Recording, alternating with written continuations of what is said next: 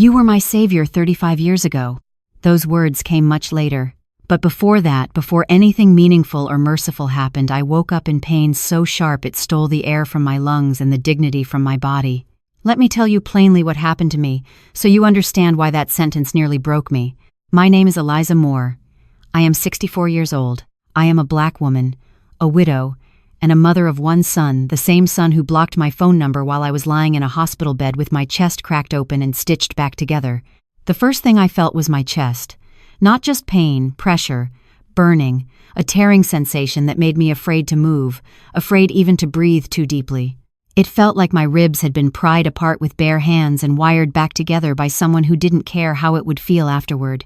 My throat was dry. My mouth tasted like metal.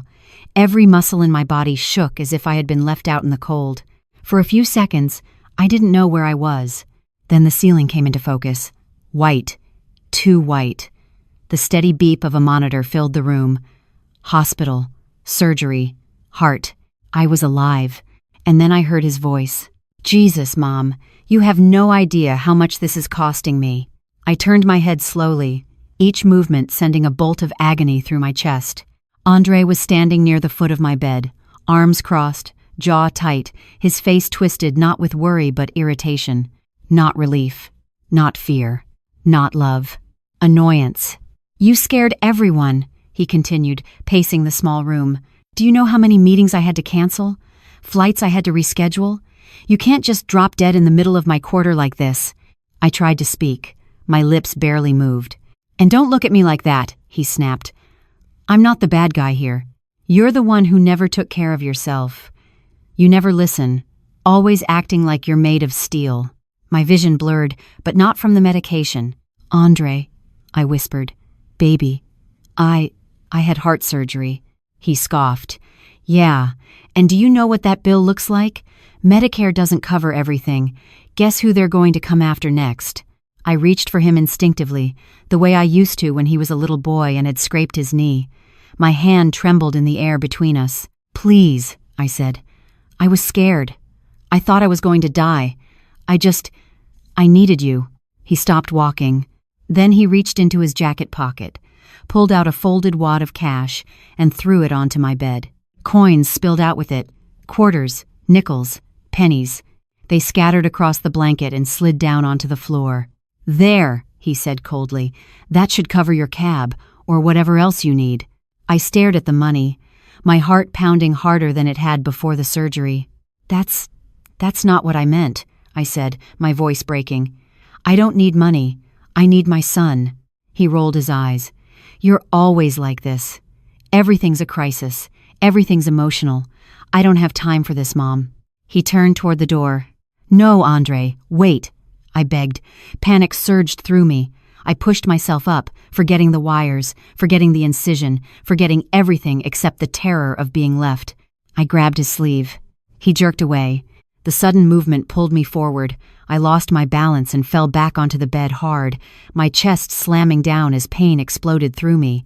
I screamed an animal sound I didn't recognize as my own. The monitors spiked. A hot, searing pain tore through my incision, and I felt something wet spread beneath the bandages. Andre froze for half a second. Then he stepped back. "I can't deal with this," he muttered. "You're too much." And then he left. The door closed behind him with a soft click. That was the last time I saw my son before everything changed. Hours later, or maybe minutes, time had lost all meaning. I lay there shaking, my chest rebandaged, my throat raw from crying. The nurse told me I was lucky the wound hadn't fully reopened. Lucky. I reached for my phone with trembling fingers. I called Andre. Once. Twice. Straight to voicemail. I tried again. That was when I saw it. "This contact has blocked you." My son didn't just leave. He erased me. I stared at the screen until my eyes burned. I thought about every night I'd stayed up sewing his Halloween costumes by hand, every overtime shift I'd taken cleaning lecture halls so he could attend summer programs, every meal I skipped so he could have more. And now, here I was, stitched together, humiliated, abandoned with loose change on the floor and a blocked number on my phone. That was the moment something inside me broke. Not my heart. Something deeper. 3 days later, the nurse told me I would be discharged in 2 hours. "Who's picking you up, Miss Moore?" I laughed, a hollow, brittle sound. "No one." She frowned. "You can't go home alone after open-heart surgery." "I'll manage," I said automatically. That's what women like me always say. We manage, until we can't. When she left, I lay back and stared at the ceiling, wondering how a life could be reduced to this. And that was when the doctor came in. He didn't rush. He didn't glance at his watch. He pulled a chair up beside my bed and sat down like he had all the time in the world. "Miss Moore," he said gently, "I'm Dr. Robert Dawson." I nodded. "You fixed my heart." "Yes," he said, "but I'm afraid that's not the part that needs the most care right now." I swallowed. "I don't have anyone." "I know," he said softly, "and that's why I need to tell you something." He leaned in, lowering his voice. "You were my savior 35 years ago." I frowned, confused, exhausted, still aching from everything physically and otherwise. "I don't understand." "Do you remember working at the medical school in 1989? He asked. "Cleaning dormitories?" A memory flickered. Long hallways, cold winters, young people carrying invisible burdens. "There was a student," he continued. "He was poor, hungry, ready to quit." My breath caught. One night, he found an envelope in his locker, cash, and a note. "Keep going. Someone believes in you." My hands began to shake. "I was that student," he said. I looked at him then not as a doctor, not as a stranger, but as a life I had touched without knowing it. "And now," he said, his eyes steady, "I won't let you go home alone. You're coming with me." I felt tears spill down my face. Not because of the pain, not because of my son, but because, in the moment I thought I had lost everything, someone remembered me. And that changed everything. If this touched your heart too, hit like and comment where you're watching from. Someone near you might be watching this with you. When Dr. Dawson offered to take me home with him, I thought I hadn't heard him right. "You're coming with me," he'd said, as casually as if he were inviting me for coffee, not offering sanctuary to a woman with nothing left but a stitched-up chest and a silent phone. I blinked at him, my mouth opening, then closing again like a fish trying to breathe air. I don't understand," I said. "I have a house not far from here," he said, voice calm, low, like he was talking someone down from a ledge. "A private nurse, spare bedrooms. You'll recover there, safely, and when you're strong enough, we'll talk about next steps." "But you're a doctor," I whispered, still not believing. "You don't even know me." He smiled kindly, not pitying. "I do, Mrs. Moore. 35 years ago, you knew a young man was drowning, and instead of asking questions, you threw him a rope. I've never forgotten that." I looked down at my hands, thin, trembling, taped with IV lines. 35 years ago, I was a janitor in the basement dorms at the University of Cincinnati. I never saw their faces, just their messes. But every once in a while, I'd see the sadness, the struggle in their eyes. And sometimes, if I had anything left after bills and food, I'd slip cash and a little note into the mailbox or under a door. I never expected anything back. I just hoped it helped. He stood. "Think about it. I'll send my nurse by in an hour. If you say no, we'll work out another plan. But if you say yes," his eyes met mine, "then you won't be alone anymore." He left me sitting there with a lump in my throat bigger than my heart scar. The nurse came back. "Discharge in 30 minutes, she said. "Have you arranged a ride?" I took a shaky breath. I think I have." That's how I ended up in the back of a sleek black sedan, sitting on a cushion of leather seats softer than my mattress at home. The driver's name was Frank, a man in his 60s with kind eyes and silver hair combed neatly to the side. He didn't speak much, but he offered me a warm blanket and a bottle of water like I was someone important. We drove past the hospital, through quiet neighborhoods with wide lawns and sidewalks lined with leafless trees. I watched them blur by in silence, afraid to speak, afraid I'd wake up and find myself back in that hospital bed, alone with my son's last cruel words echoing in my ears. Frank turned into a long driveway flanked by stone pillars. The house at the end looked like something out of a magazine 3 stories tall, brick and stone, ivy crawling up the sides like the house had roots. A wraparound porch, wooden shutters, chimneys. It didn't feel real. Frank helped me out of the car. I stepped onto the walkway, legs weak, breath short. A nurse, Helen, Dr. Dawson had called her, opened the front door. "Mrs. Moore," she said with a gentle nod. "Welcome." She led me inside. The foyer was warm, sunlight pouring through high windows. A chandelier hung above us, casting soft gold light on polished hardwood floors. The smell of something baking, maybe cinnamon and apples, wafted from somewhere deeper in the house. Helen didn't fuss. She walked slowly, at my pace. "Your room is on the first floor," she said. "No stairs, bathroom attached. I'll be checking your vitals 3 times a day, managing your meds, and helping you with anything you need." We passed framed photographs, none of family, all of mountains, lakes, hospitals, a man's life defined not by his bloodline, but by where he'd been and what he'd built. She opened the door to the guest room, and my breath caught. It was bigger than my entire apartment. A fireplace sat in one corner, unlit but elegant. A reading chair by the window overlooked a small garden, its flower beds asleep under winter mulch. The bed looked like it belonged in a 5-star resort. There were fresh sheets, thick pillows, a hand-knit quilt folded at the foot. "You'll be comfortable here," Helen said simply. I sat on the edge of the bed, unsure whether to cry or laugh. "Dinner is at 6, she said. "Dr. Dawson will join you if you feel up to it. Otherwise, I can bring a tray here." I nodded. "Thank you." She left me to rest. For a long time, I sat there, trying to make sense of it. In 24 hours, I had gone from being thrown change like a beggar to being offered refuge like a guest of honor. It was too much. It didn't feel real, but it was. That night, I sat across from Dr. Dawson at a long table set for 10, though only 2 of us sat. He wore a navy sweater over a crisp shirt. I had changed into the soft cotton pajamas Helen had left on the bed. The room was quiet but not cold. A fire crackled in the hearth. A casserole dish steamed between us, and a pitcher of sweet tea sweated on the tablecloth. We ate slowly. He didn't interrogate. He didn't ask questions. Instead, he told me stories. "Do you remember the winter of '89? He asked. "There was a blizzard that shut the whole campus down." "I do," I said. "Took me 3 hours to walk home." He chuckled. "I was working night shifts at the gas station. I came back to find my textbooks ruined. The dorm window had broken in the storm. Everything soaked." I winced. "That's when," he nodded. "That's when I found the envelope. $500 and a note. Keep going. Someone believes in you." "I wrote a few of those," I said quietly. "I never knew if they made a difference." He looked at me, and for the first time, I saw the young man he used to be, the hunger in his eyes, the gratitude beneath his pride. "It saved me," he said simply. "I was going to quit. I was going to pack my bags and go back to Mississippi, work in my uncle's garage. That envelope, it told me I wasn't invisible." I swallowed a lump in my throat. "I didn't do anything special. You did the thing that mattered." We sat in silence for a while. The fire popped. A clock ticked somewhere in the hallway. "Why me?" I asked finally. "Why now?" He leaned back in his chair.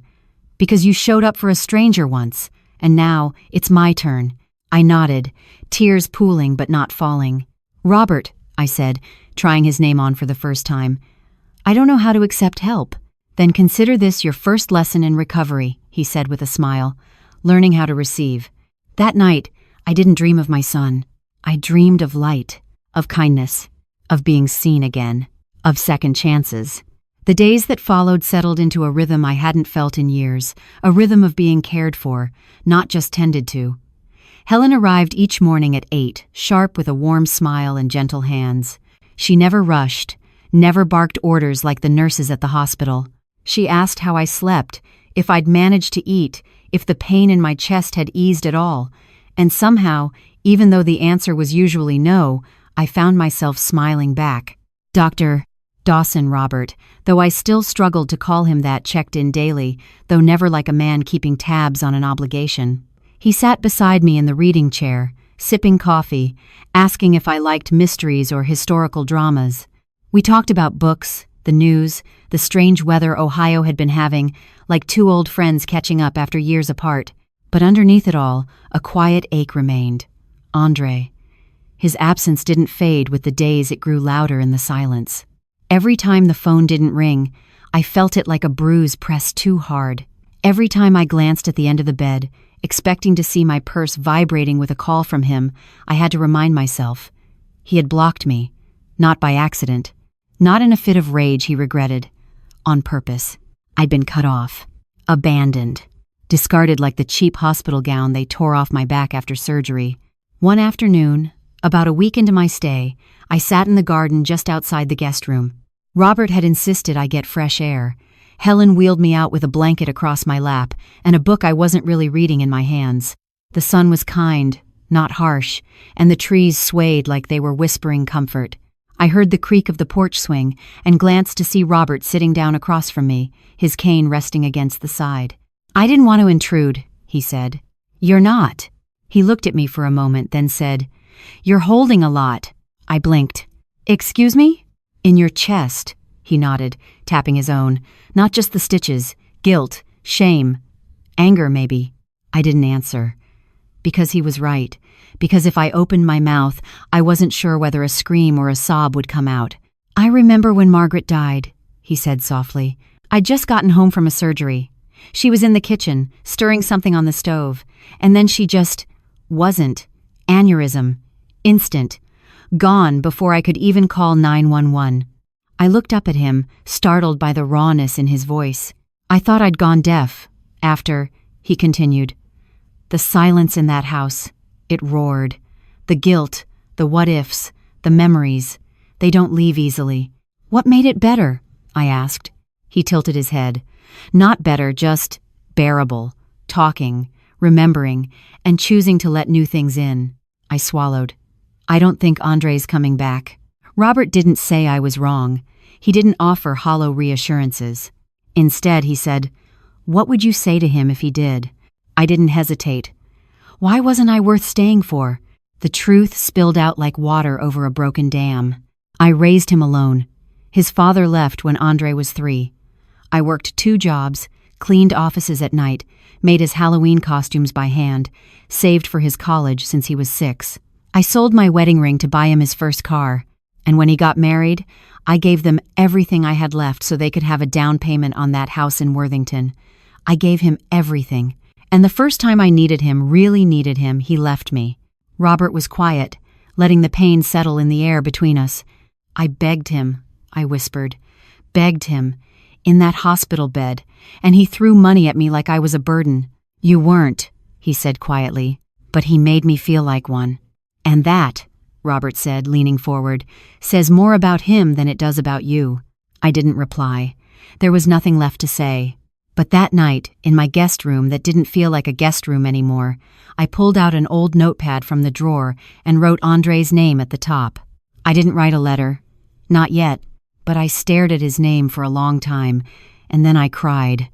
The kind of cry that left you empty, but lighter somehow, like something toxic had finally leaked out.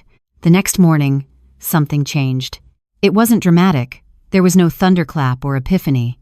But when Helen asked if I wanted to try walking to the kitchen for breakfast instead of having a tray brought in, I said yes. The dining room was warm. The windows let in the morning light, like a gentle blessing. There were fresh scones on a tray and homemade jam in tiny glass jars. Robert joined me, and we didn't talk about grief or pain or Andre. We talked about music, about how he once tried to learn the piano but gave up after 6 months. I laughed for the first time in weeks. Later that day, a letter came. It was hand-delivered by a courier. I nearly dropped it when I saw the handwriting on the envelope. "Andre." I opened it with shaking hands.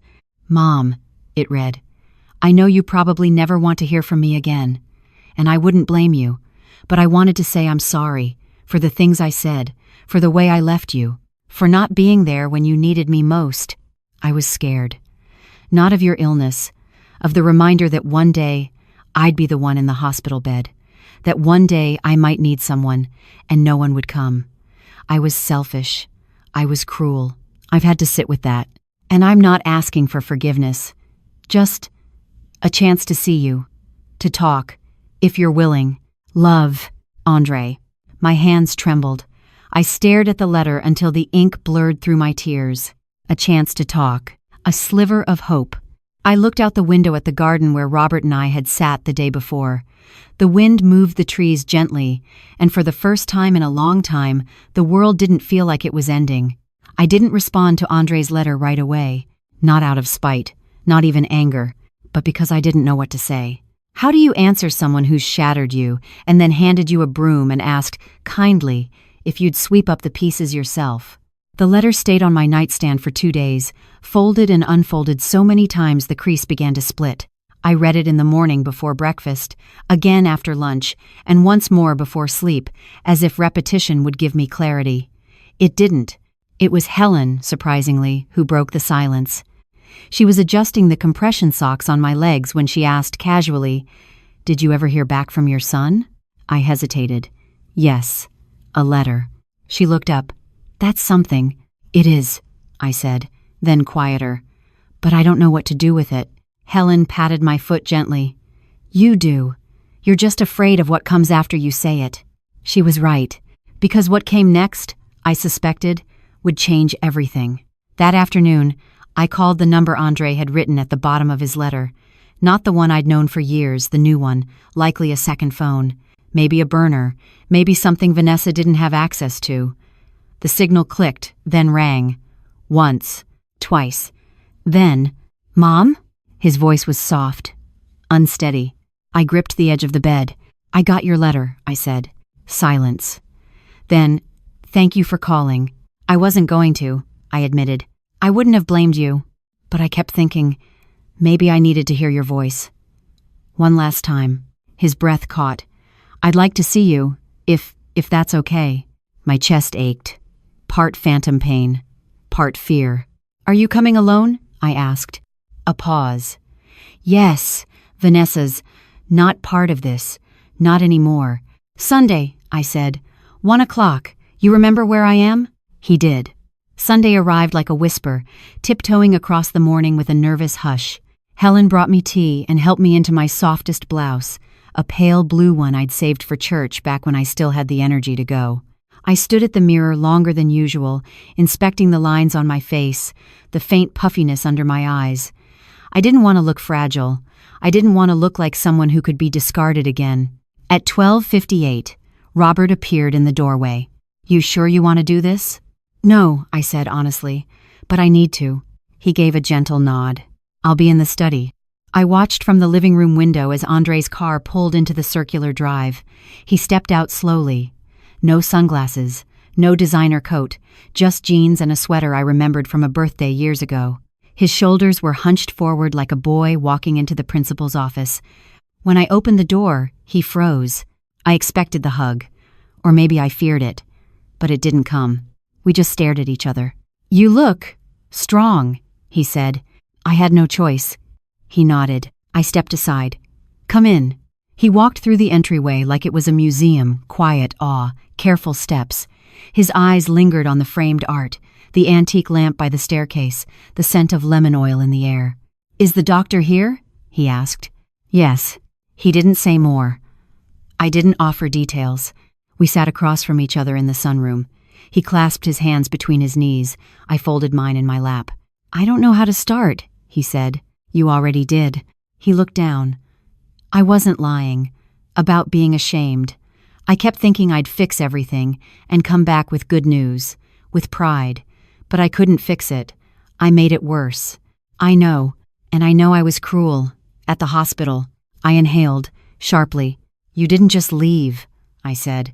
"You mocked me, called me a burden, threw money at me like I was an inconvenience. Then you blocked me, like I was a scam caller." He closed his eyes. I know. I wanted to shout. I wanted to throw something, to sob into his chest like when he was 5 and scraped his knee and I held him all the way home. Instead, I whispered, "Do you know what that did to me?" He looked up. His eyes were glassy. "I do now." We sat in silence. Then he reached into his jacket pocket and pulled out something small, folded paper, worn at the edges. "I found this last week. It was in a box you gave me before college." I took it, opened it. A note, in my handwriting. "I believe in you no matter what. Love, Mom." I remembered it. I'd slipped it into a lunch bag the day he left for OSU.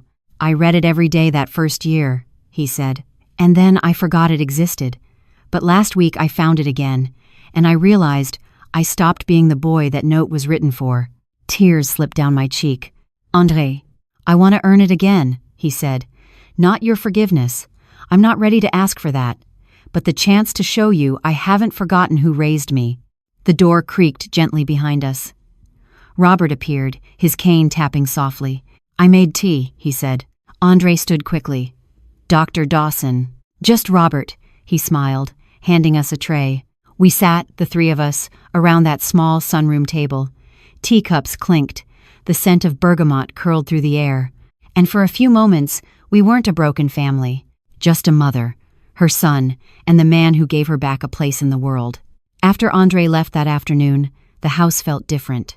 Not quieter because it had always been quiet, but heavier, like the air had absorbed every unspoken word and didn't know where to put them. I stood by the window long after his car disappeared down the drive, my hand resting against the glass, my chest aching in a way that had nothing to do with stitches or scar tissue. I had wanted that visit for days. I had feared it just as long, and now that it was over, I felt strangely hollow. Robert didn't rush me. He never did. He waited until I turned from the window before speaking. "You did well," he said gently. "I don't feel like I did." "That's usually how you know it mattered." I sank into the armchair, exhausted in a way that sleep couldn't fix. Helen brought me a glass of water and checked my blood pressure without a word, her presence steady and unobtrusive, like she understood that today was not about numbers or charts. That night, I barely slept. Every time I closed my eyes, I saw André's face, not the man who had stood in my hospital room and thrown money at me, but the boy with grass-stained knees who used to crawl into my bed during thunderstorms. The boy who once cried because a classmate called me the cleaning lady and asked if that meant we were poor. I'd kissed his forehead and told him, "We're rich in the ways that matter." Somewhere along the way, that stopped being enough. The next morning, I found myself standing in the kitchen, watching Helen slice fruit for breakfast. The smell of fresh coffee filled the room, rich and comforting. "I think I want to start walking more," I said suddenly. Helen glanced up, surprised. "That's ambitious." "I need to feel my body doing something right," I said. "I don't want to just lie here thinking." She studied me for a moment, then nodded. "All right, we'll start slow. 10 minutes, no heroics." Robert joined us at the table, reading the paper. "Walking clears the mind," he said, "and sometimes stirs it up." "I'm ready for both," I replied. We walked the garden path that afternoon, the gravel crunching softly beneath my shoes. My steps were careful, measured, each breath still burned slightly, but it was a clean pain-proof that I was healing. As we walked, Robert said quietly, "He'll be back." I didn't look at him. "I don't know if I want him to be." "That's fair," he said, "but wanting and being ready are different things." I stopped near the old oak at the edge of the property. Its branches were bare, strong, unashamed of their scars. "I spent my whole life being ready for him," I said, "ready to forgive, ready to understand, ready to sacrifice. I don't know who I am if I stop being ready." Robert didn't answer right away. "Then maybe," he said finally, "this is the time to find out." That night, I took out the envelope André had brought the note in my handwriting. I ran my fingers over the ink, faded but firm. "I believe in you, no matter what." I realized something then, something uncomfortable and undeniable. I had believed in my son more than he had ever believed in himself. And somewhere in that imbalance, something had broken. The following week passed quietly. André didn't call. I didn't expect him to. I focused on physical therapy, on meals eaten slowly at the table instead of in bed, on letting Helen help me button sweaters without apologizing for needing help. One morning, Robert found me in the library, staring at the shelves. "Pick something," he said. "Anything." "I don't read like I used to." "Then start again." I pulled out a thin book of essays and sat by the window. As I read, something inside me loosened. Words reminded me that the world was bigger than my pain. That afternoon, the phone rang. I stared at it, my heart jumping before I could stop it. Robert was closer. He picked it up, listened, then handed it to me. "It's André." I took the phone. "Mom," he said. His voice sounded different, less guarded. I wasn't sure if I should call. "You did," I said. "That counts." He exhaled. I've been thinking about what you said, about being treated like a burden. I wasn't exaggerating, I said calmly. I know, he replied, and that's what scares me. Why? Because I don't recognize the person who did that to you.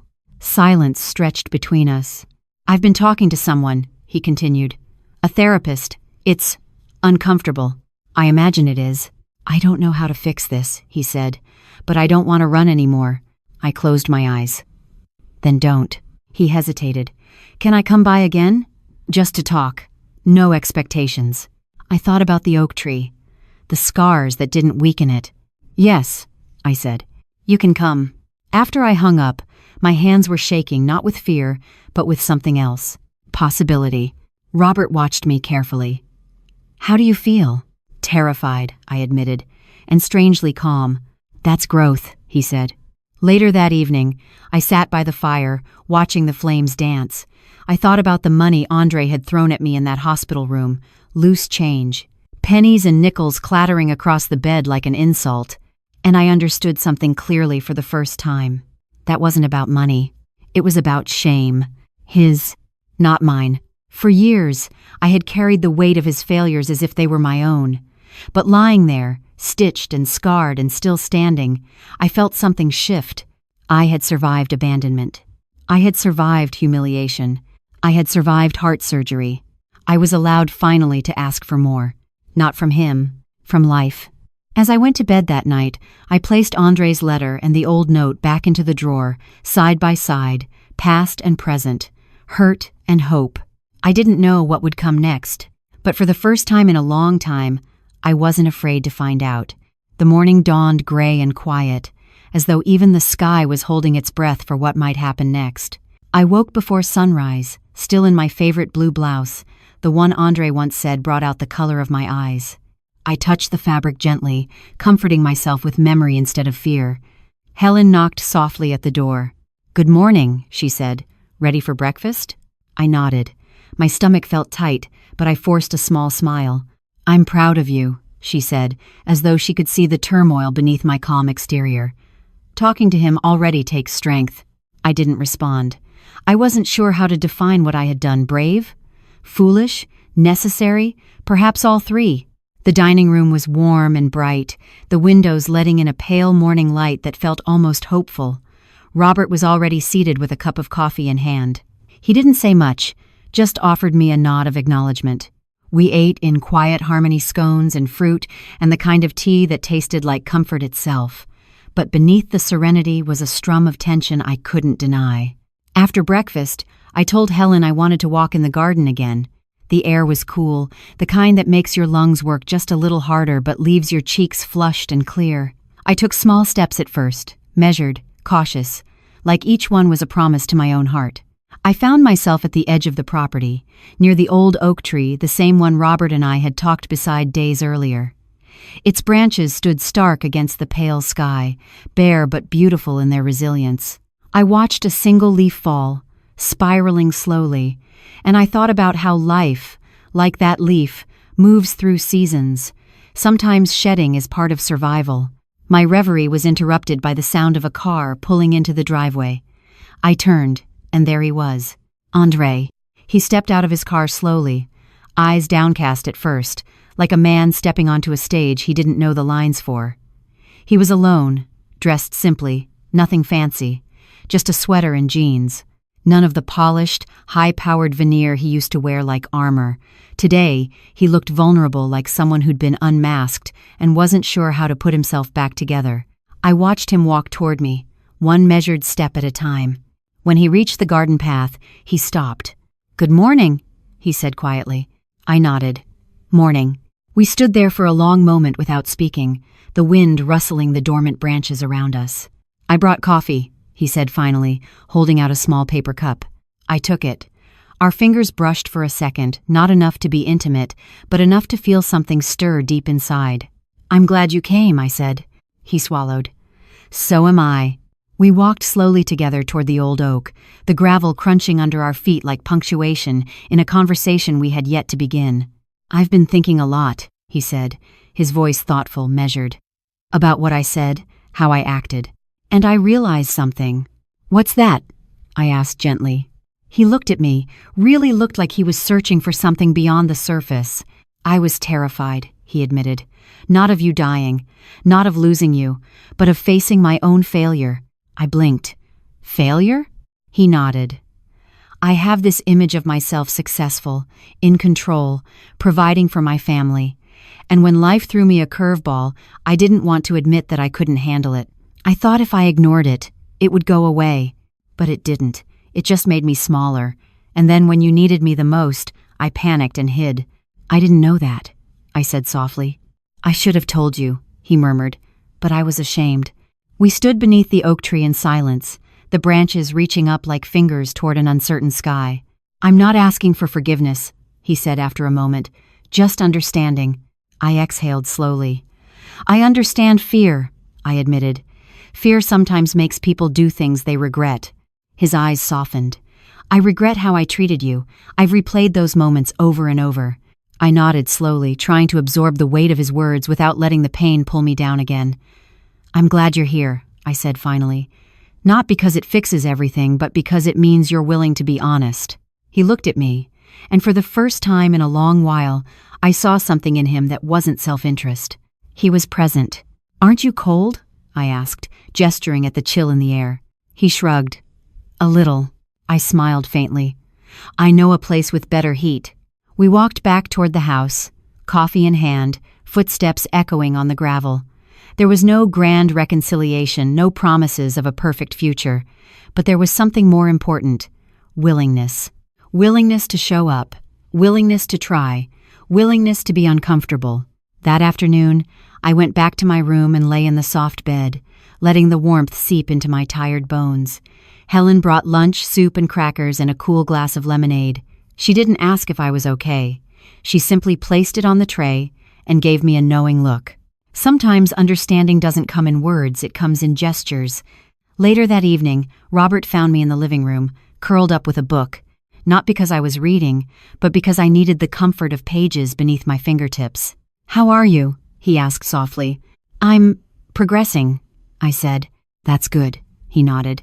I closed my eyes for a moment. I think I'm ready to let things unfold as they come. That's all anyone can do, he replied. As he walked back to the study, I watched his retreating figure and felt something I hadn't felt in a long time. Peace. Not complete, not absolute, but peace. Because today, I did not feel abandoned. I felt alive. And for the first time in a long while, I didn't dread the next sunrise. The next morning dawned bright and clear, the kind of Midwestern light that seemed to filter through everything it touched, warm, quiet, patient. I woke early, before the sun crested the horizon, my body still stiff from the day before but my heart strangely lighter. I traced the faint lines on my palm as though each one were a chapter of my life, and for the first time, I felt like maybe this story wasn't done being written. Breakfast was simple, soft, scrambled eggs, toast with berry preserves, and tea that steamed in the cool morning air. Helen had arranged everything neatly on the tray, like she always did, and set it before me with a gentle smile. It was in moments like that, small, unassuming, that I felt the world slowly knitting itself back together. And then, just as I reached for my cup, the doorbell rang. My heart leapt into my throat. I wasn't sure what to expect: nervous tears, an apology, perhaps an awkward silence. I didn't know if I should feel hopeful or terrified. But when I opened the door, I saw Andre standing there, hands in his pockets, eyes honest and vulnerable, a coffee in each hand. For you, he said, holding one out to me. It wasn't Starbucks, just simple black coffee, but I took it anyway. My fingers brushed his for a second, and the warmth spread up my wrist like a whisper. Good morning, I said. Morning, he answered, his voice calmer this time. I thought we could talk while we walk, if that's okay. I nodded. I'd like that. We walked through the gardens slowly, the gravel crunching beneath our shoes. The sun had just risen, and the world felt hushed like it was waiting with us. I've been thinking a lot, Andre began, his gaze fixed on the path ahead. About us. About you. About how I acted. You've said you're sorry, I said gently. I know, he said. But I don't think I explained why I did what I did. Not really. I stopped beside a patch of dormant flowers, their stems brittle with winter, and looked at him. "I was afraid," he said. "Afraid that if something happened to you, it would mean something was wrong with me, that I wasn't strong enough, successful enough, capable enough." He paused, as though wrestling with his own words. "And instead of saying that," he continued, "I made it about you, and I pushed you away." I watched him, noting the tension around his shoulders, the way his voice wavered just slightly when he spoke. "That wasn't you pushing me away," I said. "That was you trying to protect your pride." He exhaled slowly. "Maybe, but I hurt you. I made you feel like a burden. That's something no child should ever make their mother feel." "No," I said softly, "but it was more than that. You weren't just afraid of losing me. You were afraid of facing your own flaws." He stopped walking and looked at me then, eyes steady. "You're right," he admitted. "I was afraid of being vulnerable." I felt a pang of sadness, not for what had happened, but for the weight he had carried alone. "I didn't realize how much you meant to me until I almost lost you," he said. "And I know you don't owe me anything, but I want to try again. Not to erase the past because we can't, but to build something new." I studied his face, the lines around his eyes, the way his brow creased with sincerity, and I felt something shift inside me. Not a grand gesture, not a sweeping resolution, but a quiet opening. "I'd like that," I said. He smiled, then not the polished smile of someone hiding behind pride, but a genuine one that reached his eyes. We continued walking, and for a moment, the past and the present seemed to blend like an unfinished song gently finding its rhythm. When we returned to the house, Helen was on the porch with a glass of iced tea waiting for us. "Good morning," she said kindly, as though nothing out of the ordinary was happening. I smiled back at her. "Good morning." Inside, the table was set for lunch, light sandwiches and fresh fruit, the place cards neatly arranged. As we sat down, Robert appeared, adjusting his glasses with that familiar, gentle ease. "Good to see you both," he said. "I hope you're enjoying the weather." "I am," I replied. "So am I," Andre said. There was an ease, now subtle, but unmistakable, like a river that had stopped raging and was now just flowing forward, steady and true. After lunch, I retreated to the library with a wool blanket tucked around my legs. The afternoon sunlight streamed through the tall windows, illuminating the spines of books lining the shelves. I picked up a hardcover I had always meant to read but never had the time for something comforting, something gentle. I opened it at random and began to read. The words were like an anchor tethering my scattered thoughts into something whole. A soft knock came at the door. "May I come in?" It was Andre. "Of course," I said. He stepped inside, his eyes flicking to the book in my hands. "I was wondering," he began, "if you'd like some company while you read." I looked at the page, then back at him. "I'd like that," I said. We sat in companionable silence, the afternoon stretching around us like a promise not of perfection, but of possibility. Later, when the day had mellowed and the sun dipped low, I found myself back in the garden, watching the shadows lengthen. I realized then that healing wasn't a straight line. It wasn't one conversation, or one apology, or even one afternoon walk. It was every moment in between small steps, quiet truths, and the courage to show up even when it hurts. And as the breeze rustled the bare branches above, I felt something settle inside me, a sense of peace, not complete, but real, a sense of home. That afternoon was one of the first moments in a long while where I felt truly present in my own life again. I sat in the sunroom, a cup of tea resting in my hands, warm and fragrant, a book open on my lap but largely unread. My mind didn't buzz with memories or regrets or what-ifs. It simply rested. That felt strange. Foreign and wonderful. The sky outside was a pale blue, the kind of quiet color that didn't demand attention but invited reflection. I stared out at the garden where winter had left its quiet signature. Leafless branches, muted beds, hints of tulip bulbs tucked under the soil waiting for spring. It occurred to me then that healing was much like this garden. Not a spectacular rebirth all at once, not a sudden rush of color and bloom, but quiet growth beneath the surface. The rustle of footsteps behind me made me turn. It was Andre. He stood there with 2 glasses of iced tea in his hands, one for me, one for him. He handed mine over with a gentle nod, as though we were equals here, not a mother and son muddling forward through fragile territory. I figured tea might suit the afternoon, he said. I like that you think of little things like that, I told him. He smiled, small, genuine, unguarded in a way that had once been rare for him. We sat in silence for a while, watching the shadows shift across the floor as the sun slid toward evening. I've been thinking about what you said, he began after a few quiet sips. About facing fear instead of hiding from it. I finished for him. He nodded. Yeah, those words stuck with me. I meant what I said, I replied. Fear doesn't make you weak, it makes you human. His gaze lingered on mine, considerate, thoughtful. There's something I want to do, he said finally, but I'm not sure how. What's that? Apologize in person, in the place where you first really taught me something. I blinked. He continued. Your old apartment building. The hallway where you collapsed. I swallowed hard. That place had become a symbol of the worst day of my life, but perhaps also of the beginning of something I never saw coming. That's where it began, he said, eyes sincere. And I want to confront it there. I didn't know what to say. Not because it was a bad idea, but because it was brave. And forgiveness isn't something handed over easily. It's something you choose again and again. I'll go with you, I said finally. He exhaled, a quiet relief shifting through his shoulders. We planned to go the next morning early, before the rush of the day, before noise or distraction could crowd the moment. That night, sleep was slower to come than usual. Thoughts drifted in and out of focus like clouds crossing the moon. I thought of Andre's words earlier that day, the way he looked at me when he spoke them.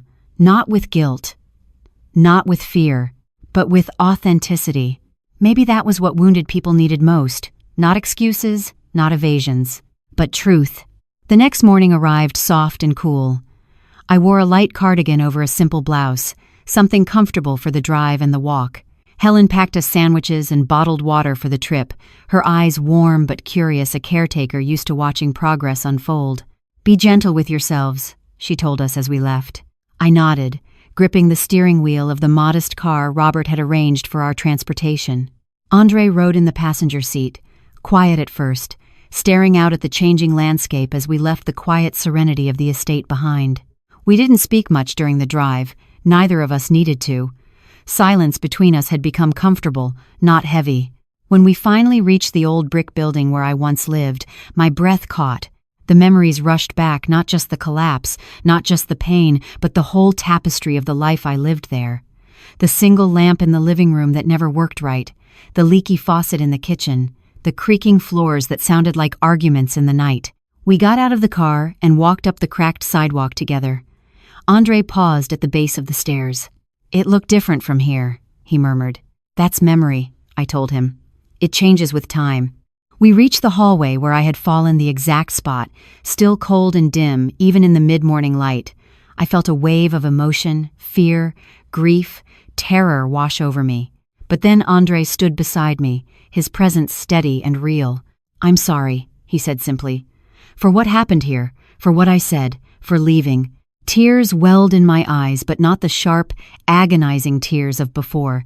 These were softer, like rain clouds releasing at last. I know, I whispered. He looked deeper, his voice steady but earnest. I don't expect everything to be fixed, he continued, but I want to be better. I want to understand you. And I want us to have a real relationship, not one built on memory or guilt or shame, but on truth. I stepped closer to him, my chest still tender from surgery, but my heart open in ways it hadn't been in years. Thank you, I said, for showing up here today. That means more than you know. He exhaled a breath of relief and release, and in the quiet of that hallway, something shifted. Not a reconciliation perfectly formed, not an erasure of the past, but a beginning. We walked down the steps together, back into the sunshine, and then to the car. There were no grand declarations, no sweeping gestures, just two people, mother and son, walking forward on the same path again.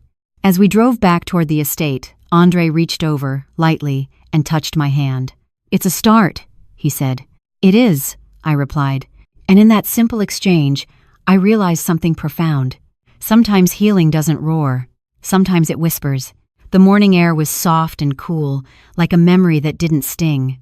I woke earlier than usual, not because I had to, but because my mind was at ease for the first time in days, almost as if the night had washed away some of last week's tension, like rain clearing dust from the world.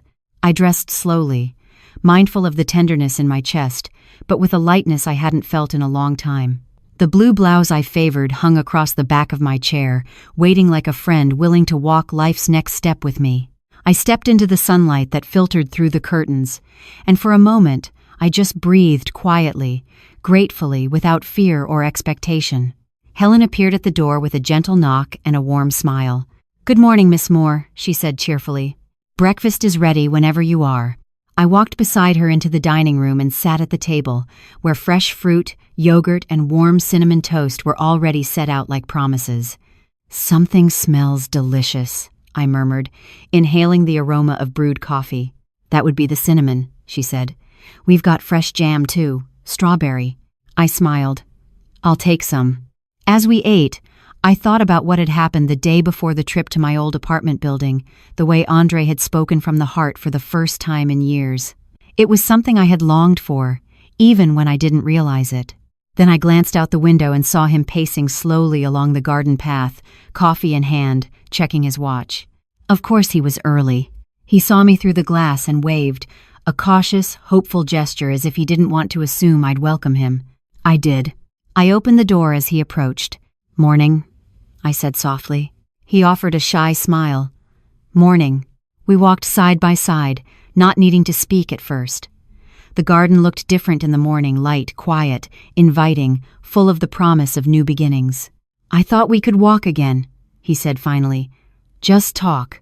I nodded. "I'd like that." And so we did. We walked through the garden's winding pathways, watching the early blooms push toward the sun like tiny miracles. There was a serenity in the air, a sense of hope that seemed to grow with every step we took together. "I've been thinking about what you said yesterday," he began, "about not building our relationship on guilt or shame, but on truth." I looked out across the grass, the horizon shining with gentle light. "That's important," I said. "Truth doesn't erase the past, but it can create a future." He nodded, thoughtful. "I hope so." We reached a small bench nestled beneath a willow tree, its branches hanging lazily like an invitation. "Sit?" he asked. I did. We faced each other, the morning sun painting soft shadows around us. "I want to understand you better," he said, his voice sincere. "Not just who you were to me, but who you are now." I swallowed, moved by the intention in his words. "That would take time," I admitted.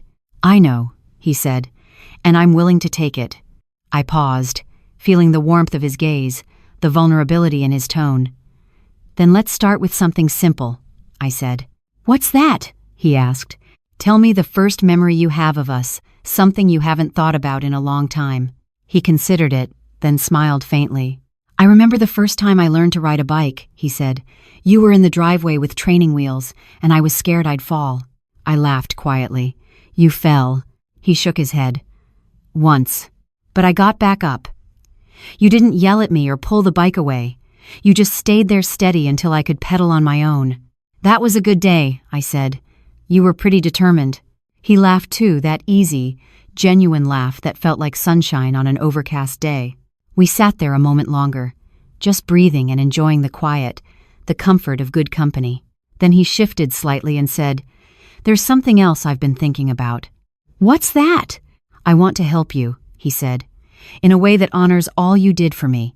Not out of obligation, but out of gratitude." I looked at him, surprised. "You don't have to," I said gently. "I want to," he insisted.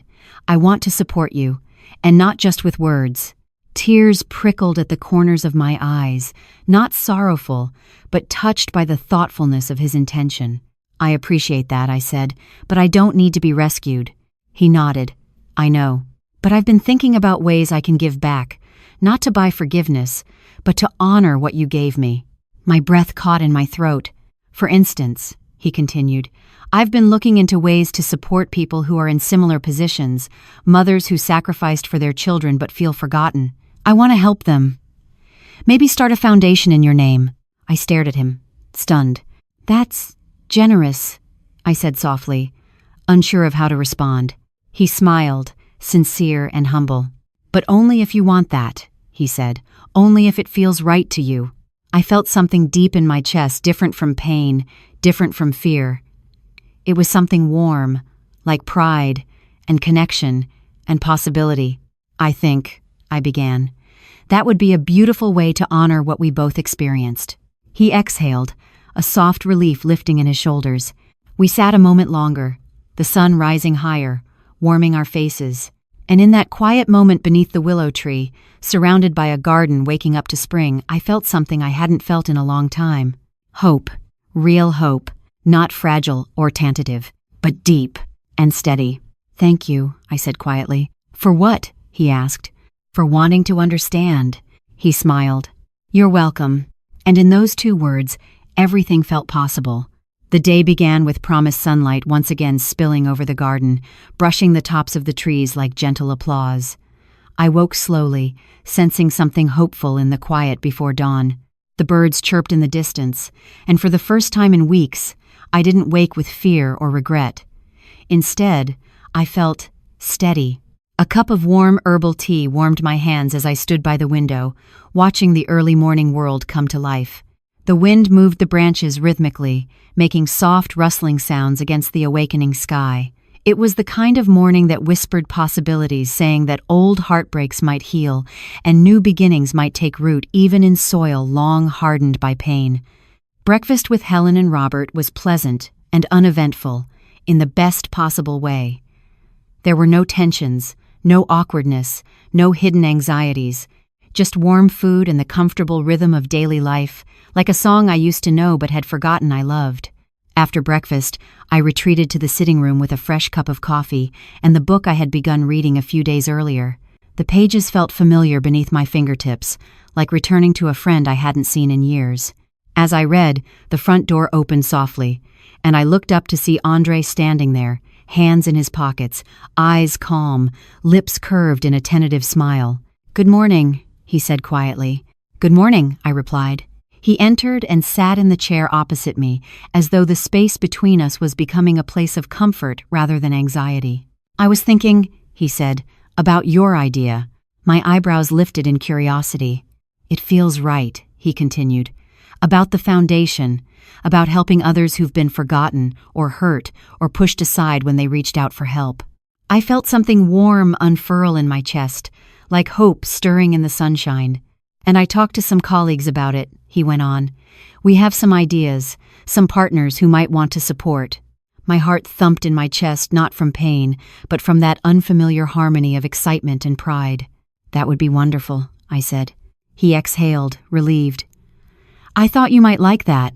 "I do," I said simply. We sat in a comfortable silence for a moment, the morning sunlight pooling between us like a shared promise. Then he asked, "Would you like to go to lunch? Just us? Somewhere casual?" I hesitated, not because I didn't want to, but because this was a new rhythm, a step forward that felt both beautiful and fragile. "Yes," I said at last, "I'd like that." So we stepped out into the garden and walked side by side, the breeze ruffling the leaves above us. The gravel crunched beneath our feet, and I felt grounded like someone who had finally found stable earth after so many storms. We drove into town and ate lunch at a small cafe overlooking a park. The waitress brought lemonade and sandwiches, and we talked about trivial things, weather, the birds in the garden, a new book Helen recommended. It was ordinary in the most extraordinary way. And yet, amid that ordinary conversation, something remarkable was happening. We were rebuilding a relationship piece by careful piece. After lunch, we wandered in the park, watching joggers and families with children, dogs chasing after balls, people reading bench-aside under the shade of oak trees. I felt the warmth of the sun on my face, and it wasn't uncomfortable, it was comforting. "Andre," I said finally after a long pause, "thank you for being here." He stopped walking and turned to face me. "I didn't realize," he said softly, "how much I was running from my own fear until I saw it reflected in you. And I didn't know how to handle it with grace. But I'm learning." I reached for his hand, not tightly, just gently, like offering a beginning rather than grasping for resolution. "You're learning," I replied, "and that's what matters." He nodded, eyes soft. We walked back to the car, hand in hand, the world around us humming with life and promise. And still, the healing continued. Later that evening, when we returned to the estate, the sun dipped low in the sky, painting everything gold and warm. The soft glow made the garden look like something from a painting, timeless and serene. I found myself at the old oak tree again, its branches swaying gently as though nodding in recognition. I closed my eyes and breathed deeply, feeling the breeze on my skin and the quiet strength in my heart. Robert approached, walking slowly with his cane. "You seem lighter today," he observed. "I feel it," I said honestly, as though something shifted.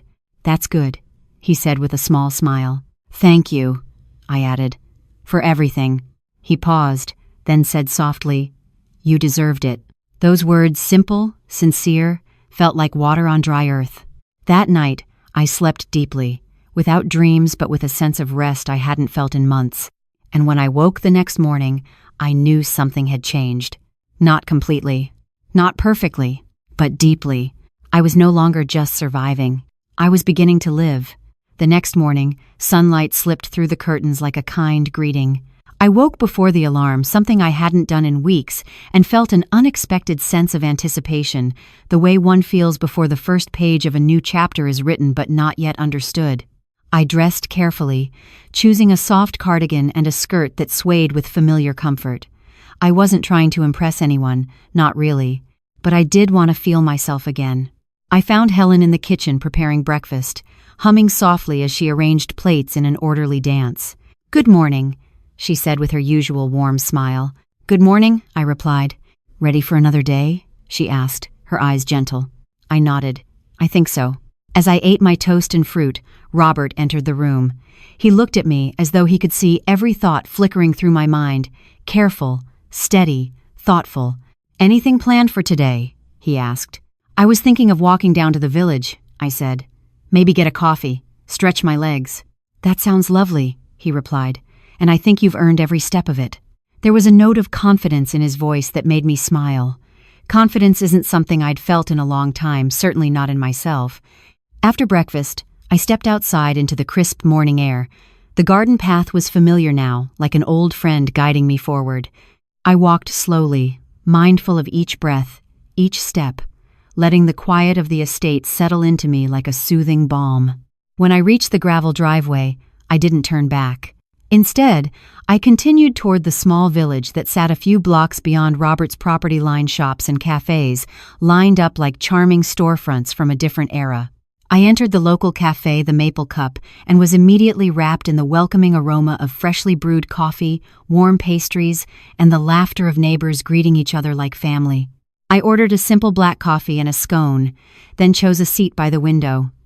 The chair felt comfortable, reminding me of mornings long ago when I'd sit with a warm drink in hand, content and uncomplicated. I watched families stroll by, dogs on leashes, bicycles gliding down the street. Life moved in gentle rhythms here, steady and sincere like a song that didn't need to be rushed. I took a sip of coffee. Rich, bold, warm. The world didn't demand anything of me in that moment. It simply existed, and I was a part of it again. As I savored the peace, my phone buzzed. I hesitated before glancing down. It was a text from Andre. "Coffee later today? I'd love to hear about your walk." My heart fluttered, not with fear, but with something lighter, something hopeful. I typed back, "I'd like that." I smiled and set the phone down. I was no longer afraid of possibility. I was moving toward it. Later that afternoon, Andre arrived in the same humble way he always had. No pretense, no grand gestures. He brought 2 coffees from a local shop and held one out to me with a small, genuine smile. "Thought you might like a refill," he said. I took it, feeling the warmth seep into my hands, and then my heart. "Thank you," I said. "This place is lovely." "It suits you," he replied. We walked together down a shaded path near the cafe, coffee in hand, and the world around us felt unhurried. Conversation flowed easily about small things at first: the color of the sky, how the early spring breeze felt on our skin, an old man walking his dog named Charlie, and then gradually deeper. "I've been thinking about the foundation idea," he said, taking a slow sip from his cup. "Oh?" I asked, curious. "Yeah," he continued. "I talked to a few people at work. There's interest, real interest. They want to help, Not just donate, but participate. Build programs that support people like you. People who gave tirelessly but were forgotten when they needed support back. I felt tears prick the corners of my eyes, not sadness, but pride. That sounds amazing, I said. Not for me, but for others who need a hand up. He smiled. Exactly. We walked past a cotton-gray church with stained glass windows and a small fountain where water trickled like a gentle song. I watched the sun glint off the ripples. I want to help too, I said, my voice quiet but steady. Not with money, but with stories. Real stories, of people whose lives changed because someone cared. That's powerful, he said. Your voice matters. I looked at him, and for the first time in a long time, I saw hope reflected in someone else's eyes. Not pity, not obligation, but genuine belief. We exited the park and headed toward the main street, where a small florist stood with bright blooms that nearly defied the season. Would you like some flowers? Andre asked. I looked at the blossoms, yellow tulips, soft pink roses, cheerful daisies, and felt my heart expand just a touch. Sure, I said, but just a few. We chose a small bouquet of white daisies, simple, quiet, beautiful, and carried them back to the cafe table. Why daisies? He asked. Because they look like optimism, I said with a small smile. Not showy, just hopeful. He nodded thoughtfully. We finished our coffees in companionable silence, no need for words, just two people sharing space and time and the presence of a day that felt hopeful. Then, as we walked back toward the estate, I found myself glancing at him not with old fear, not with old longing, but with a gentle curiosity about the future. A future that didn't erase the past, but learned from it. We reached the garden path and paused under the old oak tree. The branches swayed softly, as though acknowledging our progress, no grand applause, just quiet affirmation. I'm proud of you, he said, looking into my eyes. I smiled back, not out of relief, but gratitude. Thank you, I said. And in that moment, I realized that healing wasn't just about forgiveness. It was about showing up, again and again. And that was the beginning of something beautiful. The morning light came soft and slow, spilling into my room like a gentle reminder that a new day had arrived. I woke before the sun fully rose, its early glow catching the dust motes dancing in the air. I blinked up at the ceiling for a moment, savoring the quiet stillness, no pain, no dread, just a breath of calm. Breakfast was held in the dining room, where Helen once again laid a warm spread of fruit, oatmeal, and freshly brewed coffee. I ate slowly this time, mindful of each bite, as though the simple act of nourishment was part of my own healing. Big plans today? Helen asked with a soft smile. I took a sip of coffee. We're meeting again, I said, thinking of Andre. He's coming for lunch. That's wonderful, she replied. I'll prepare something light. Her eyes held a kind warmth, one that knew progress was meant to be encouraged, not rushed. I finished breakfast and made my way into the garden, the morning dew glistening like tiny jewels on every blade of grass. I breathed in the cool air deeply, feeling gratitude settle gently into my chest, right alongside the scar that was still healing. There was a nervous flutter in my stomach, though not unpleasant, just alive. Today was another step, another chance to expand the fragile peace we'd begun to build. When Andre arrived, he was, as usual, early but without the anxiety that had marked his earlier visits. Today, he looked calm, centered, like a man who had decided to be present in his own life. Good morning, he said quietly, offering a cup of coffee. Good morning, I replied, matching his calm tone. We walked together through the garden to the patio, where lunch awaited a warm chicken salad with fresh herbs, whole grain bread, and homemade lemonade. Helen greeted us both with her gentle professionalism. It's lovely to see you two getting along so well, she said, handing me a fresh napkin. Thank you, Helen, I said softly. This all means a lot. She smiled, and then quietly excused herself, leaving us to enjoy the meal in peace. We ate slowly, savoring both the food and the moment. Then Andre looked across the table at me. I spoke with some people at work last night, he began thoughtfully. About the foundation idea. Oh? I encouraged. There's genuine support, he said. Not just money, but interest in building meaningful programming around it. Workshops, peer-to-peer support networks, things that could actually help people feel seen and connected. I felt a warmth spread in my chest, one that had nothing to do with heart surgery and everything to do with purpose. "That sounds incredible," I said. "Not just for you," he added, "but for others who've been overlooked. People who gave everything and felt alone in return." I nodded, quietly moved. After lunch, we walked again through the garden light steps, easy conversation until we reached the small stone bench near the fountain. The water trickled softly, weaving gentle melodies in the breeze. "I've been thinking," he said, "about what kind of legacy this could create. Not money, not titles, but connection." I looked at him, touched by the sincerity in his voice. "That's beautiful," I told him. "Real legacy isn't built on wealth. It's built on impact." He smiled a small, honest smile, and for a moment, we just sat there, the wind rustling through the branches like gentle applause. Later that afternoon, I found myself in the study, leafing through old journals I'd kept over the years, short entries from birthdays, exam results, job changes, chemo scares, heartbreaks, and quiet triumphs. I hadn't realized how much they still meant to me until I felt their presence again. When I reached an entry from the day I gave Andre his first bicycle, I read these words aloud. "He fell a few times today. He looked at me with tears in his eyes, not from fear, but from frustration. I held his hand, told him he could do it, and he did. He pedaled all the way down the driveway without falling once." I cried. I hadn't known then that those lines would be part of a story still unfolding decades later. The door opened quietly behind me, and I looked up to see Andre standing there. "You okay?" he asked. I closed the journal and turned to him. "I am," I said. He walked over and stood beside me. "I've been thinking about something," he said, his tone thoughtful. I tilted my head slightly, curious. "When we start the foundation," he continued, "I'd love for you to tell your story. Not just the inspiring parts, but the real parts, the heartbreaks, the sacrifices, the mistakes, everything that made you who you are." I felt a lump in my throat, and not from sadness, but from recognition. He didn't want to erase the past. He wanted to honor the whole of it. "That means a lot," I whispered.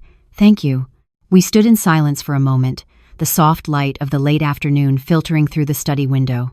And then he said something that stayed with me, lingering like a warm breeze. "Your life is worth more than the pain it caused you." I let those words rest in my heart. That night, I slept with a peaceful sense of purpose, like someone who had finally found her place in the world, not because she conquered every fear, but because she found the courage to walk forward anyway. The next morning, I woke ready to begin again. The morning sun rose slowly, as though it wanted to take its time with the day just as I wanted to take my time waking up. I stayed in bed longer than usual, listening to the quiet, feeling each breath, each shift of the blanket against my skin, reminding myself that I was alive and that life was no longer something to fear. It was something to feel. I dressed in comfortable clothes, soft knit pants, and a blouse the color of early spring, and made my way into the kitchen, where Helen was already arranging fresh fruit on plates. "Good morning," she said, her voice gentle as always.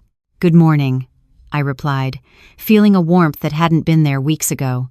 "There's a note for you," she added, handing me a folded envelope. My heart fluttered a little.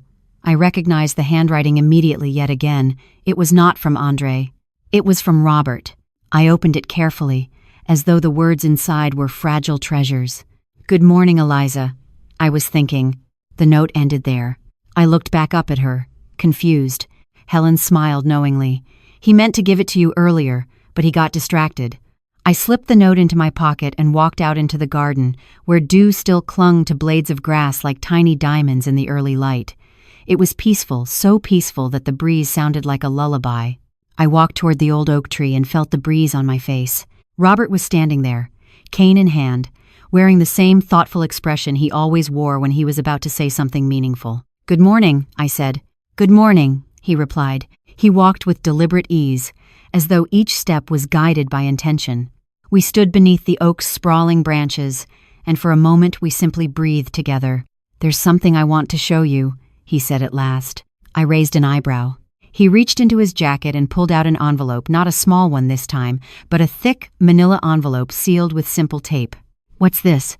He smiled a gentle smile. "Your journals." My breath caught.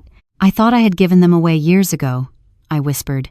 "You might have," he said, "but not the ones you kept from this past year. Your therapist, Dr. McLaughlin, sent them." I blinked, astonished. I don't know what to say. "You don't have to say anything," he said. "Just read them."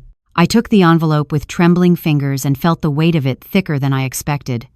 I traced the crease of the manila folder and then slid it into my coat pocket. "Thank you," I said quietly. He nodded, but before he could speak further, the garden was filled with a familiar sound, a car pulling into the driveway. I didn't need to turn to know whose it was. When Andre stepped out, his expression immediately softened as he spotted me under the oak tree. "Hey!"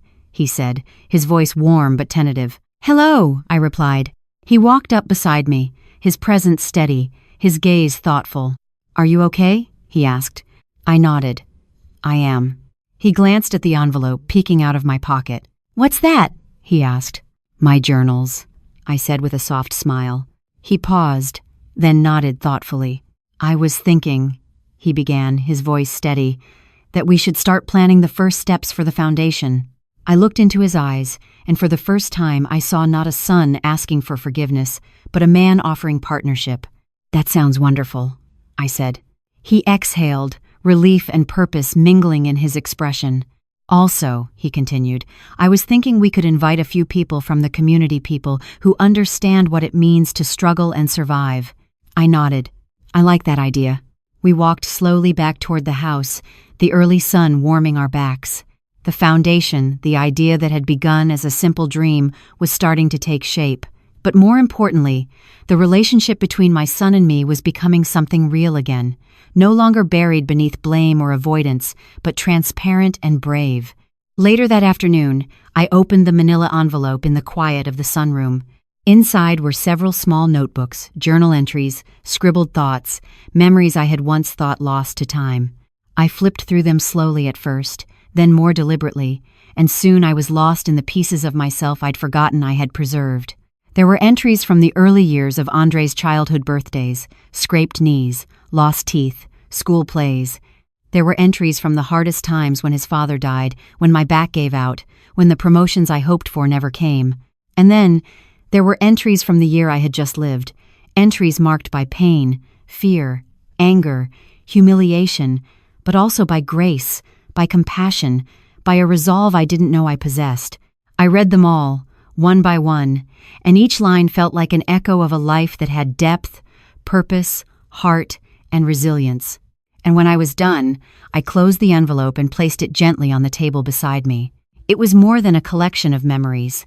It was a story, my story, one worth telling, and worth sharing. That evening, Andre approached me as the sun dipped low in the sky.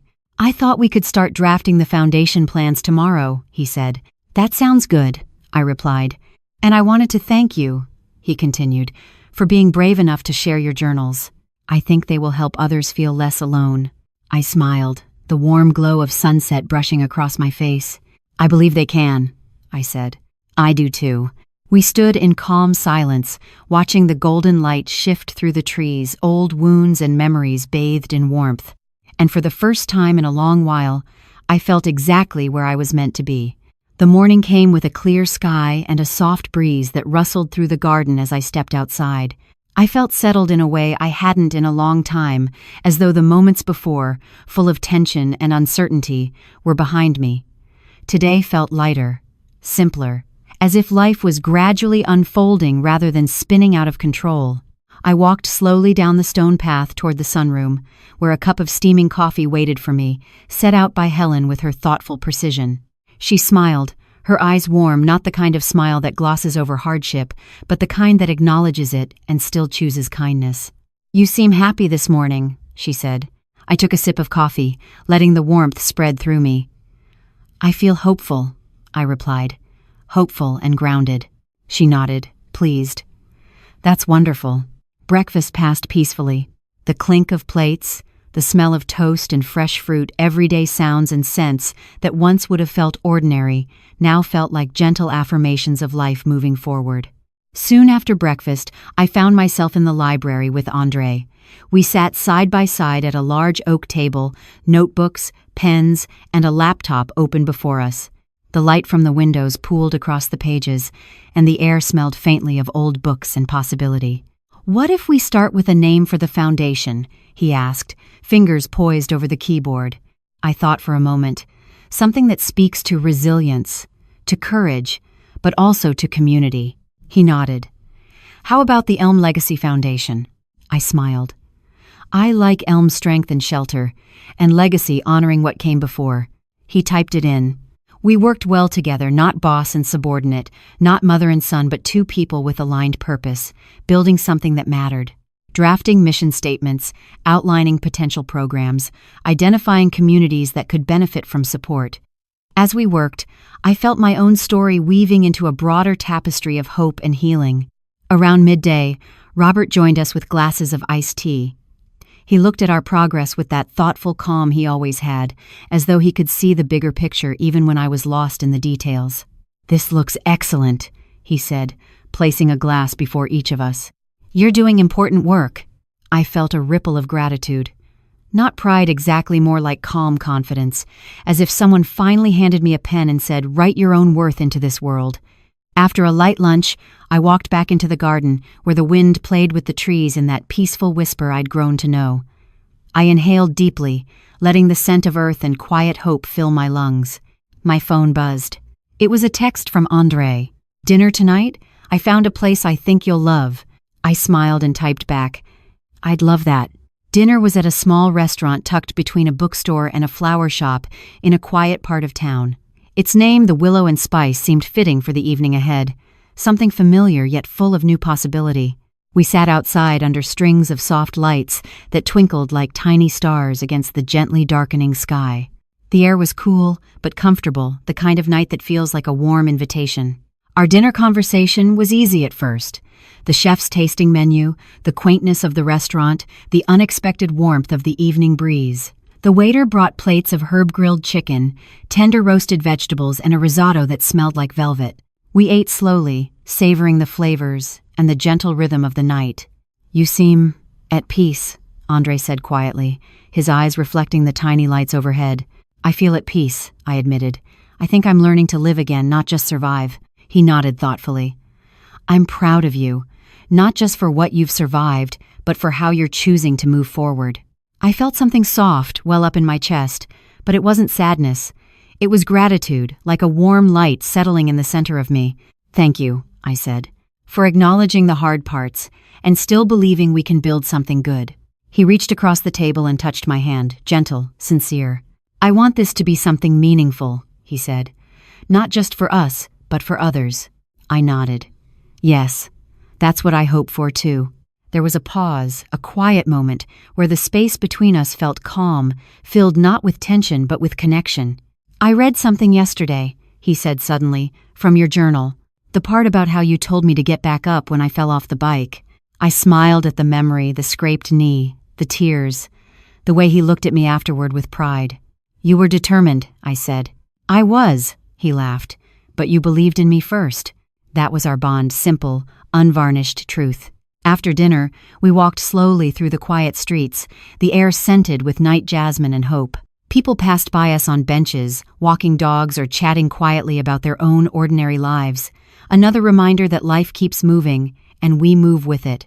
When we returned to the estate, the garden was lit by soft lights near the path. We walked beneath the old oak tree, its bare branches reaching up like gentle guardians of the night. "I'm grateful you invited me into this journey," he said. "Thank you for walking with me," I replied. And in the peaceful hush of the garden night, I felt that warmth settle in the depth of my heart, not as a fleeting feeling, but as a quiet promise that healing, though slow and unhurried, was real.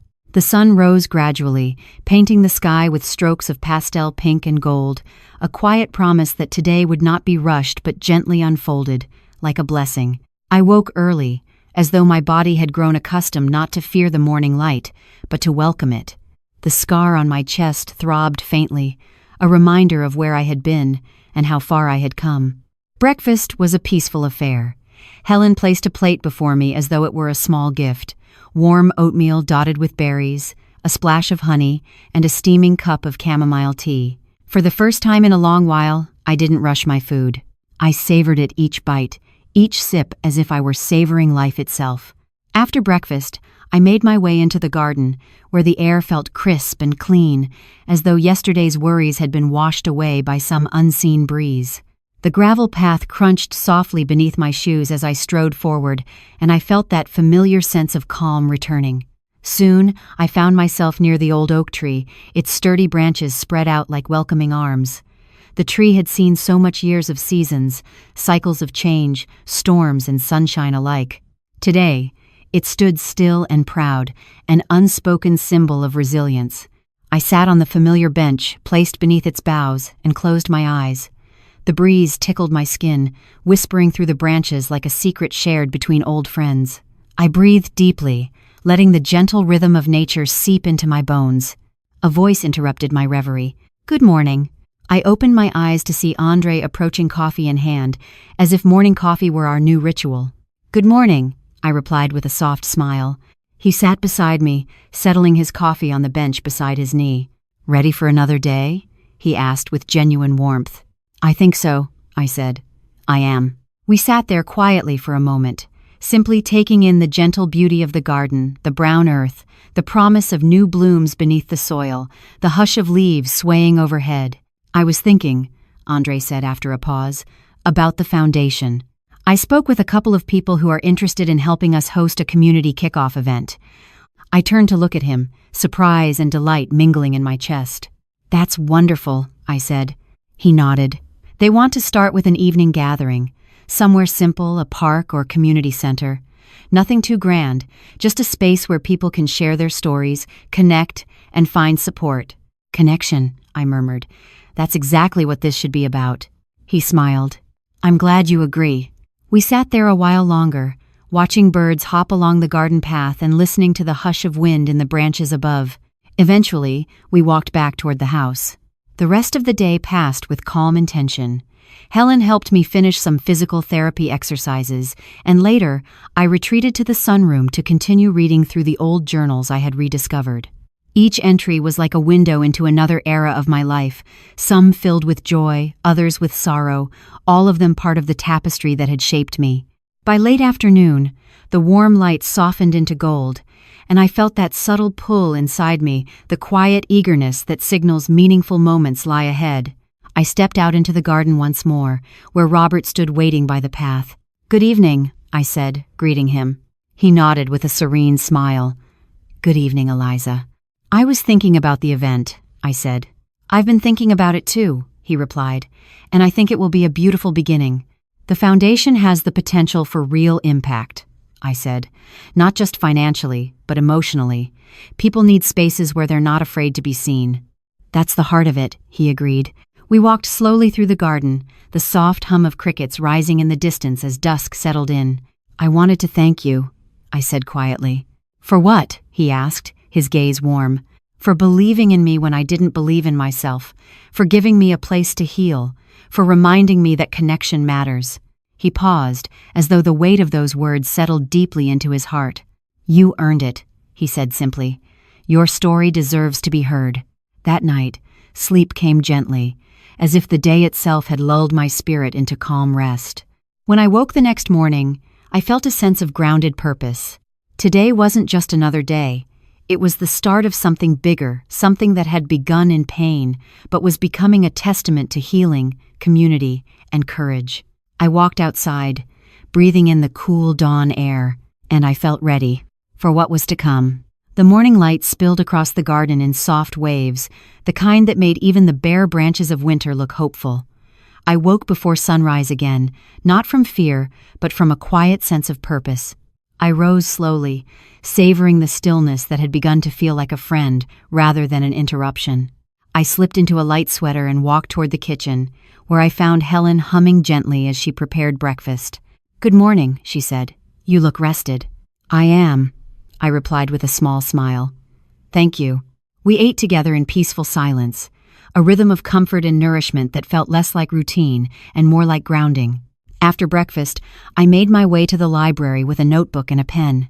The journals I had rediscovered filled me with a desire to write, not just to read, but to contribute, to give something back that was uniquely mine. I opened the notebook to the first blank page and wrote the date. Today begins a new chapter. I paused, pen hovering, feeling a connection to every word I had read, words that had once been private now guiding me toward purpose, toward voice. A soft knock at the door pulled me from my thoughts. "Come in," I called. It was Andre, holding 2 cups of coffee black, just the way I liked it. "I thought you might want company," he said with a gentle smile. "Always," I replied. We sat together at the table, the early sun warming our faces through the tall windows. "What are you writing today?" he asked. I showed him the notebook. "The opening entry for the Foundation's newsletter," I said. "Something to introduce our mission, our heart, our reason for being." He nodded thoughtfully. "I'd love to read that," he said. "I'd love for you to," I replied. So we read aloud together, the gentle cadence of my words breaking through the silence like a song long forgotten, now familiar. When we finished, he looked at me with softness in his eyes. "That's powerful," he said. "It's honest, it's real. That's all we want it to be," I said gently. "Real." Later that morning, we walked through the garden to the stone patio where lunch waited: fresh salads, crusty bread, lemon water with mint. The world felt calm, a rhythm of ordinary beauty that had once seemed impossible after the chaos of the hospital and Andre's abandonment. But today the air was steady. Today we were building. We ate slowly, savoring the food and the moment, gentle conversation weaving between us like a thread that tied 2 hearts together: family, reimagined. After lunch, we sat in the sunroom and mapped out details for the Foundation's kickoff event. We discussed venues, community speakers, and how to reach people who might never have spoken up about their struggles before. "It should be a space for storytelling," I said, "for people to feel heard without fear of judgment." He agreed. "Not a lecture, a conversation." We worked side by side, marking dates and possibilities in neat handwriting, creating a blueprint that felt like hope grown into form.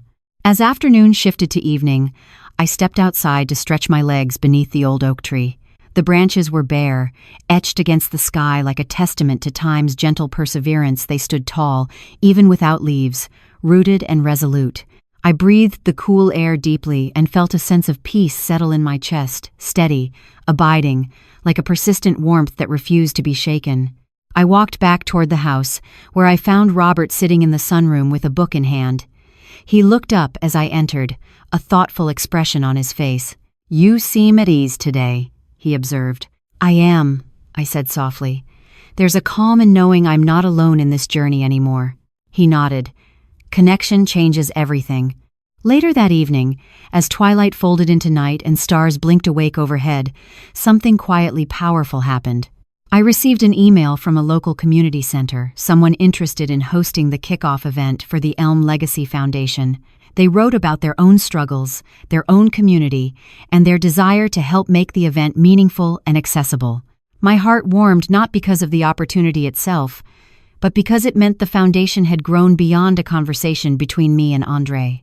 It had become something larger than either of us, something alive. That night, before bed, I wrote in my journal, "Hope is not instantaneous, it is stitched together through intention, presence, and truth." And I felt it trust growing within me like a fragile but firm seed. I closed the journal and lay back on my pillow, letting the peace of the day drift into sleep. Because tomorrow together we would keep building. The morning sun stretched its gentle light across the garden, and for the first time in a long while, I woke with a sense of quiet certainty. I folded back the covers and took a deep breath, feeling not fear but anticipation. Hope had replaced the old ache that once lived in the hollow of my chest. I dressed carefully and made my way into the kitchen, where Helen was already setting out a warm breakfast. She greeted me with the same tender smile she always offered, the kind that felt like being wrapped in comfort without conditions. "Good morning," she said. "Good morning," I replied. We ate quietly, the sound of birds outside drifting through the open window like a song.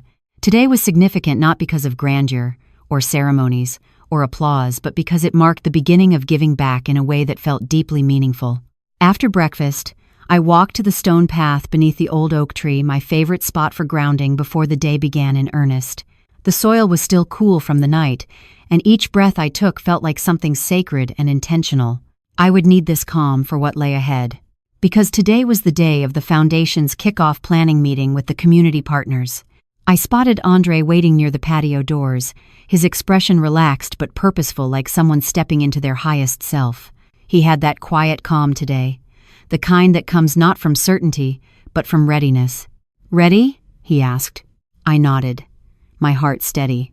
Yes. We walked together toward the study, the center of so many hopeful conversations these past weeks. Helen had prepared a tray of tea and lemon water for us, and we greeted our first guest, a woman named Marisol, who ran the local community center and had been the first to enthusiastically offer their space for the upcoming Elm Legacy Foundation kickoff. Marisol smiled warmly as she entered. "Good morning," she said. "It's wonderful to meet you both."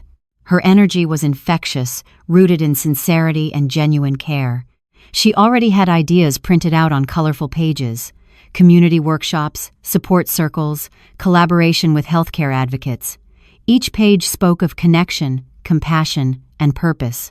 Soon, others trickled in: a retired social worker, a volunteer coordinator from a local food bank, a young journalist who wanted to capture stories of resilience. Each person brought their own history of struggle and survival, and with each new face, the room felt less like a meeting and more like the first chapter of something meaningful. We gathered around the large oak table where notebooks, laptops, and coffee cups rested in a kind of organized harmony. My voice was steady as I began to speak, sharing our vision of community, of healing, of people finding support when they felt most unseen. As I spoke, I noticed the faces around me soften, nod, and light up. These weren't just collaborators. They were human beings with stories, wounds, courage, and possibility. They knew what it felt like to struggle. They knew what it felt like to heal. When I finished, Andre took over with warmth and clarity, outlining practical steps for the kickoff event locations, dates, outreach efforts, volunteer coordination, partnerships with health advocates, and community storytellers. At one point, Marisol looked at me with a tenderness that almost made me tear up. "This is needed," she said. "People need this kind of space where they can be vulnerable without fear, where their stories matter." Her words didn't feel like flattery. They felt like truth.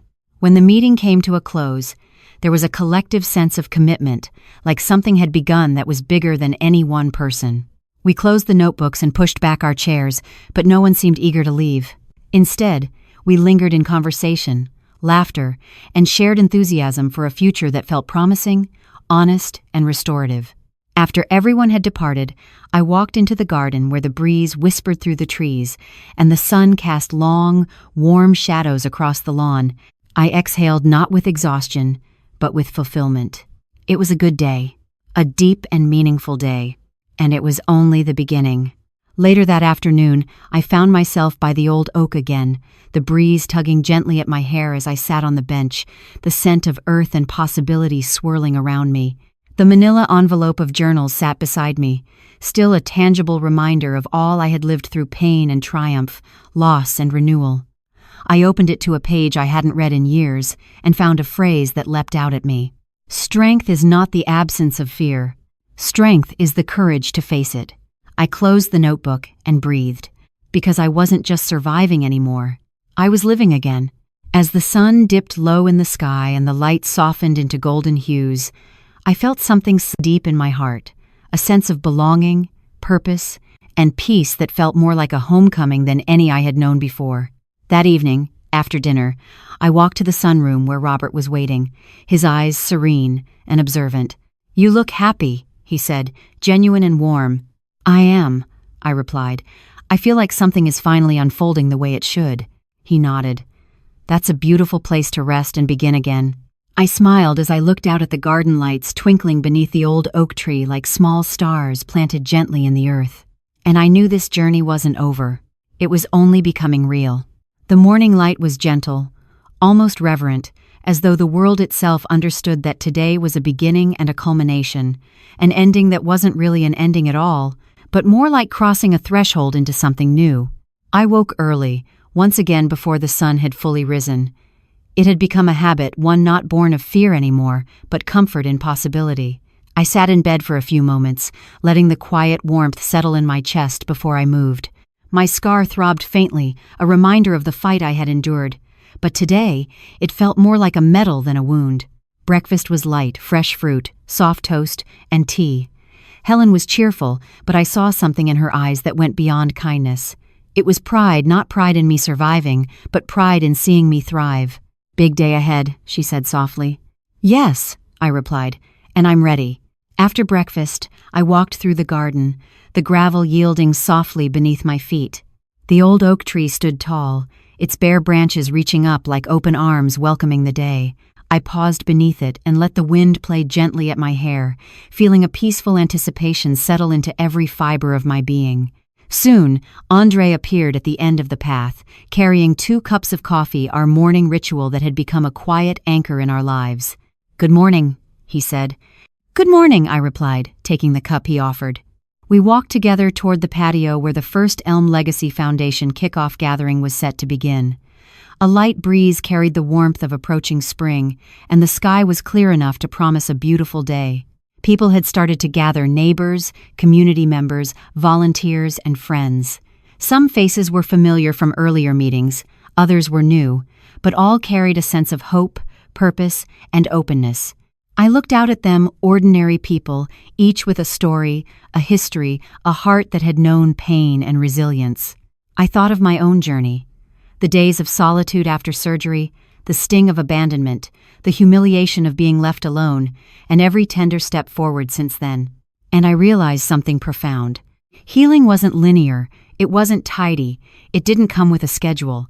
Healing came in moments like this, messy, imperfect, and deeply human.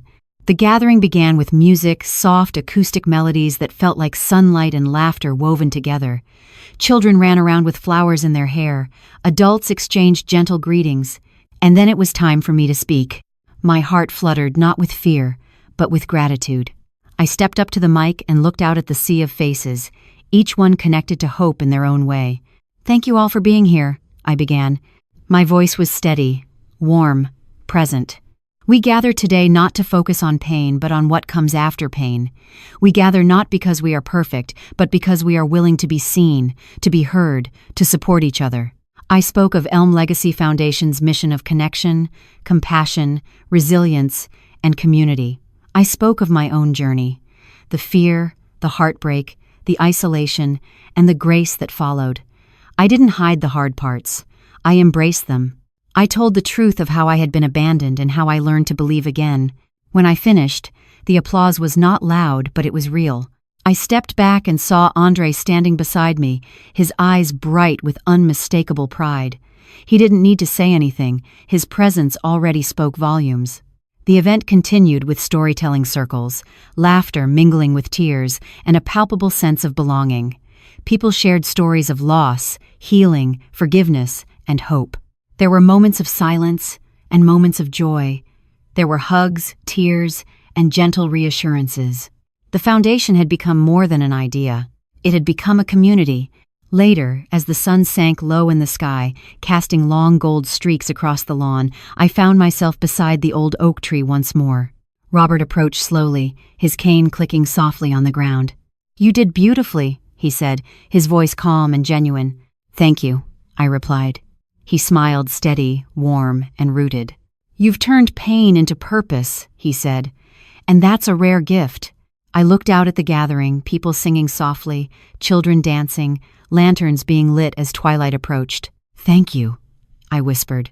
Not just to him, but to the universe that had carried me through heartbreak, abandonment, healing, and now peace. In the fading light, a gentle breeze rustled the branches of the oak, and I felt pure gratitude fill me from chest to soul. That evening, we gathered for a simple dinner beneath the stars, community members, friends, volunteers, and the people who had walked this journey beside me. Andre sat close, his presence calm and sincere. "I'm proud of you," he said quietly. I reached over and took his hand, steady, warm, connected. "Thank you," I replied, "for walking forward with me." As the night deepened, lantern light flickered, and laughter rose in that sacred space like a promise kept. That night, I slept with a heart full of peace, a peace born not from forgetting the past, but from embracing it and letting every part of my story become a bridge for others. And as the world outside settled into quiet sleep, I dreamed not of fear, not of loneliness, but of shared light, shared hope, and shared hearts walking forward together. I closed my eyes and whispered into the calm, "This is home." The story is a powerful reminder that family is not defined by blood, but by those who choose to show up when it matters most. It teaches us that healing often begins with kindness from others, and eventually, from within ourselves. Even after deep betrayal and pain, redemption is possible through honesty, compassion, and the willingness to rebuild trust. Most of all, it shows that a single act of goodness, no matter how small, can echo across decades, changing lives in ways we never imagined.